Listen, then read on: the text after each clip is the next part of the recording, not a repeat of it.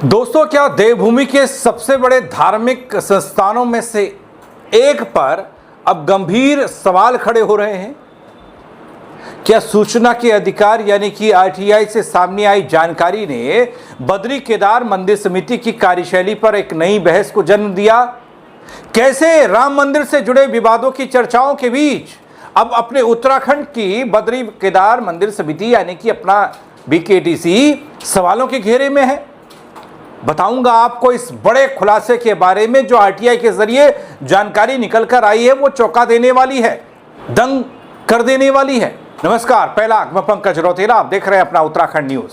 दोस्तों, आपने हाल में राम मंदिर से जुड़े तमाम विवादों, भ्रष्टाचार, घपलेबाजी की चर्चा खूब देखी होंगी, खबरें देखी होंगी अलग अलग प्लेटफॉर्म पर, और इस पर होती कार्रवाई को भी देखा होगा। महसूस किया होगा कि हमारे मठ मंदिर भी अब सुरक्षित नहीं है, या यूं कहूं दूसरे शब्दों में कि मठ मंदिर भ्रष्टाचार का नया गढ़ बन रहे हैं, नया अड्डा बन रहे हैं। ऐसे में फिर तो उत्तराखंड में मंदिर ही मंदिर। तो इन मंदिरों का हाल क्या है? यहां भ्रष्टाचार किस कदर है? क्या कभी जानने की कोशिश की आपने? नहीं ना। जो खबर मैं आपके लिए लेकर आया हूं वो चौंका देने वाली है। आपकी श्रद्धा से चढ़ाया गया पैसा, आपकी श्रद्धा से चढ़ाया गया वो हर सामान, सोना चांदी, सब कुछ, सब भ्रष्टाचारियों की जेब में जा रहा है या पेट में जा रहा है। उत्तराखंड की बद्री केदार मंदिर समिति बीकेटीसी भी सवालों के घेरे में है। आरटीआई के जरिए सामने आए कुछ दस्तावेज और दावों के आधार पर समिति पर वित्तीय अनियमितताओं और भ्रष्टाचार के आरोप लग गए। इन आरोपों को लेकर दोस्तों प्रदेश में नई बहस, नई चर्चा है।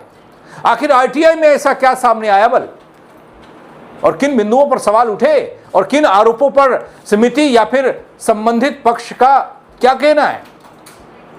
इस पूरी रिपोर्ट में मैं आपको बताऊंगा तथ्य, दस्तावेज के दावे और पूरे घटनाक्रम की जानकारी भी दूंगा। वीडियो को आखिर तक जरूर देखिएगा दोस्तों। मैं इस खबर और खुलासे की परत दर परत आपको बताऊं, बात करूं उसकी, उससे पहले एक बेहद जरूरी बयान आपको दिखाना चाहता हूं, सुनाना चाहता हूं। यह उस जिम्मेदार का बयान है जिसके कंधों पर बीकेटीसी की जिम्मेदारी है, यानी कि हेमंत द्विवेदी साहब। जरा सुनिए ये क्या कह रहे हैं। सबसे पहले दिन से यहाँ पर आया, मैंने आज तक कभी भी वहाँ पर कोई ऐसा कोई टीए, कोई डीए और कोई ऐसा जो जहाज, हवाई जहाज की जो यात्रा है, हेलीकॉप्टर से यात्रा है, कोई भी मंदिर से कभी कोई भुगतान नहीं किया। कोई चाहे वहाँ पर रहने का हो, उसका भुगतान कोई मंदिर समिति से नहीं किया। और मैं कहता भी हूँ, और ये अपने से हमने शुरुआत भी की थी, क्योंकि दान का पैसा है और मंदिर का चढ़ावे का पैसा है। ये पैसा सही जगह पर इसका उपयोग होना चाहिए। इसकी मंदिरों का जो उनकी व्यवस्था है, मंदिरों का जो हमारे जीर्णोद्वार है, मंदिरों के मेंटेनेंस का काम, और तीर्थ यात्री जो हमारे आते हैं उन तीर्थ यात्रियों के लिए ही, उनकी सुख सुविधाओं के लिए कि उस धन का प्रयोग होना। दोस्तों, आपने सुन लिया होगा, और ये जो बयान है ना, इसको अपने जहन में आखिर तक जरूर रखिएगा, क्योंकि ये बहुत काम आने वाला है आपके। खैर दोस्तों, खबर में आता हूं। राम मंदिर में कथित तौर पर दान चोरी के मामला, और उस मामले पर शोर खूब हुआ। बद्री केदार मंदिर समिति बीकेटीसी भी भ्रष्टाचार के दलदल में घुस चुकी है, दब चुकी है। कई बार ऐसे आरोप लगे लेकिन नकार दिए गए। अब कथित भ्रष्टाचार को लेकर एक बार फिर से गंभीर आरोप सामने आए हैं, और आरोप सामाजिक कार्यकर्ता और वरिष्ठ अधिवक्ता वकील विकेश नेगी ने एक सूचना के अधिकार के जरिए आरटीआई के तहत कुछ दस्तावेज हासिल किए, और वो दस्तावेज इस बात का खुलासा कर रहे हैं कि गड़बड़ बड़े लेवल पर है। आरोप यह लगाया गया कि मंदिर समिति के कुछ सदस्यों ने 1 साल से कम समय सीमा में टीए, डीए, यात्रा और दैनिक भत्ता के नाम पर लाखों रुपए का अनियमित भुगतान लिया है। अभी आपने सुना द्विवेदी साहब को ना, कहते हैं ना टीए लेता हूं, ना डीए लेता हूं, ना हवाई जहाज में जाता हूं, ना किराया खर्च करता हूं। सुना, आगे देखिए ना, उन्होंने कहा जो और किया क्या उनकी इस बीकेटीसी ने और उनसे जुड़े हुए लोगों ने। श्रद्धालुओं के दान चढ़ावे के धन का दुरुपयोग बताया गया। सख्त कार्रवाई की मांग उठ रही है। दोस्तों, विकेश नेगी ने यह कहा कि बीकेटीसी द्वारा आरटीआई के जवाब में दी गई जानकारी के अनुसार मंदिर एक्ट की धारा 26(च) के तहत समिति के सदस्यों को केवल समिति से संबंधित कार्यों के लिए यात्रा करने पर ही पारिश्रमिक या फिर यात्रा भत्ता दिया जा सकता है। इसके अंतर्गत जो सदस्यों को विधायकों के समान प्रतिदिन 6,000 रुपये का दैनिक भत्ता और 4 रुपये प्रति लीटर की दर से यात्रा व्यय दिया जाता है।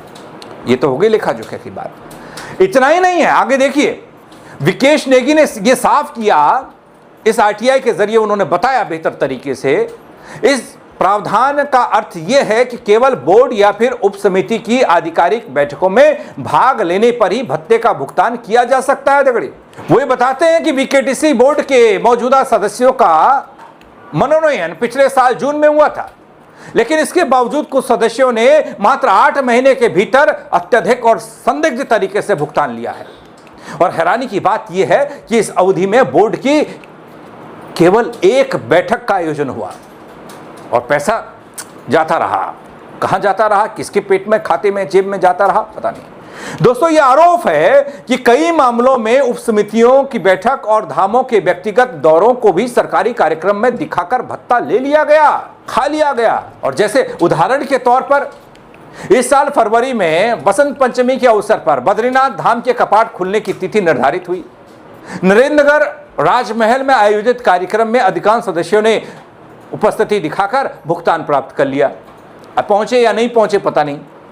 जबकि यह कार्यक्रम परंपरागत रूप से टिहरी राज परिवार द्वारा आयोजित किया जाता है और इसका मंदिर समिति के कार्य से सीधा संबंध नहीं होता बल, लेकिन फिर भी पैसा लिया।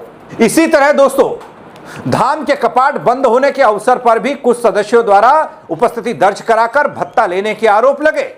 विकेश नेगी ये बताते हैं कि कुछ सदस्यों के केदारनाथ दौरे के लिए हेलीकॉप्टर किराए का भुगतान भी मंदिर कोष से ही किया गया।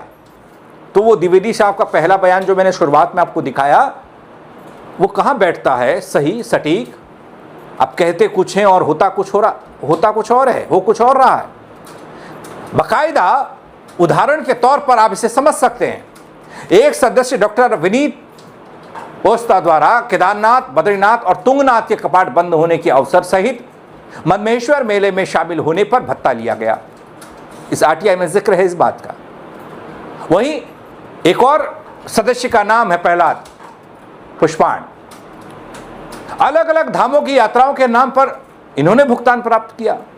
धामों की यात्रा के नाम यह भी बताया जा रहा है कि पुष्पाण की मदमेश्वर यात्रा से संबंधित फाइल पर लेखा अनुभाग ने आपत्ति जताई थी दोस्तों कि बिल अध्यक्ष द्वारा सत्यापित नहीं है।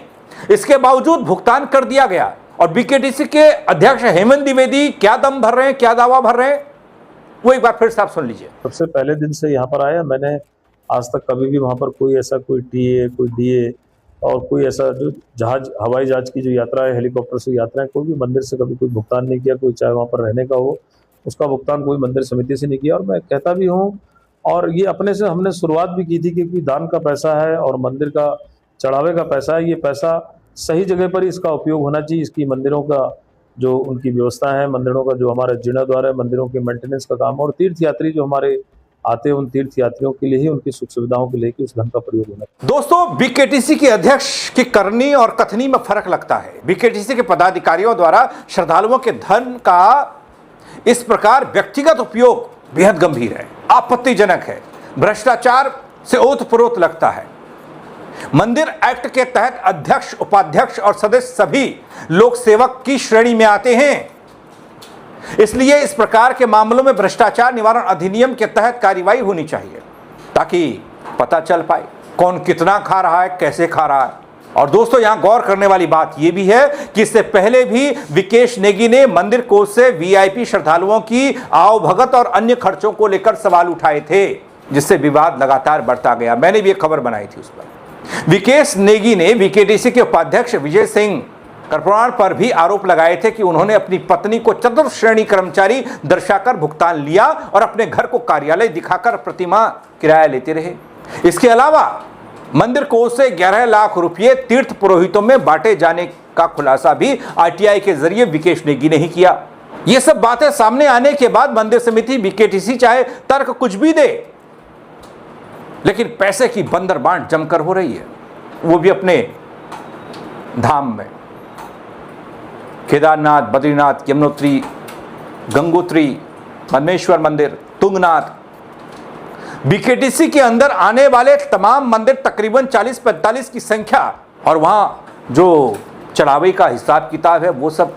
दोस्तों, क्या भ्रष्टाचार का नया अड्डा अपने आस्था के केंद्र बन चुके हैं, जहां आम जन श्रद्धालु दिल खोलकर दान करता है और उसकी बंदरबाट मंदिर समिति से जुड़े हुए लोग करते हैं। बड़ा उदाहरण तो राम मंदिर है ही, तो अभी तो बना ही था। कैसे कैसे क्या क्या हुआ आप सब जानते हैं। लेकिन अपने उत्तराखंड के धामों में पैसे की बंदरबांट, भ्रष्टाचार इस कदर हावी है कि आरोप तमाम लगे, आरटीआई के जरिए खुलासे तमाम हुए, किसी का बाल भी बाका नहीं हुआ। क्यों? कई जांचें बैठी हुई हैं बल, लेकिन उन जांचों में क्या चल रहा है और कौन सी जांच कहां पर पहुंची, किसका क्या परिणाम आया, कोई नहीं जानता। भ्रष्टाचार पर जीरो टॉलरेंस की बात करने वाले मुंह छुपाकर बैठे हैं, ऐसा लगता है। ऐसे मामलों में विभागों में खाया, काम में खाया, ठेकेदारों को दिया, इधर दिया उधर दिया, मशीनों में खा गए, इसमें खा गए, उसमें खा गए, लेकिन अब मठ मंदिरों को भी नहीं छोड़ा है, दान किए हुए पैसे को भी नहीं छोड़ा जा रहा है। अपने अपने तरीके से सब लूट रहे हैं। तो आप क्या कहेंगे इस खबर को लेकर? कई बार ऐसे आरोप लगने के बावजूद भी कोई खुलासा नहीं हो पाना, किसी पर बड़ी कार्रवाई नहीं हो पाना, क्या इसका क्या मतलब निकाला जाए? अपनी राय जरूर दीजिएगा दोस्तों इस खबर को लेकर और इस भ्रष्टाचार के नए तरीके को लेकर। इतना आसान नहीं है किसी पर शक करना कि मठ मंदिरों में जो हम चढ़ावा चढ़ाते हैं, क्या उसका भी उसमें भी भ्रष्टाचार हो सकता है? क्या उसका वो पैसा भी खाया जा सकता है? हाँ, खाया जा सकता है, खा रहे हैं लोग। कमेंट के जरिए बताइएगा दोस्तों आप क्या कहना चाहेंगे। शेयर कीजिएगा ताकि और लोग भी खबर देख पाएं, वो भी अपनी राय दे पाएं। फेसबुक पर देख रहे हैं दगड़ी तो फॉलो जरूर कर लीजिएगा अगर नहीं किया है। यूट्यूब पर देख रहे हैं, सब्सक्राइब नहीं किया है तो वो भी कर दीजिएगा। मेरे साथ जुड़ने के लिए आप सबका बहुत शुक्रिया। जय उत्तराखंड दगड़ी।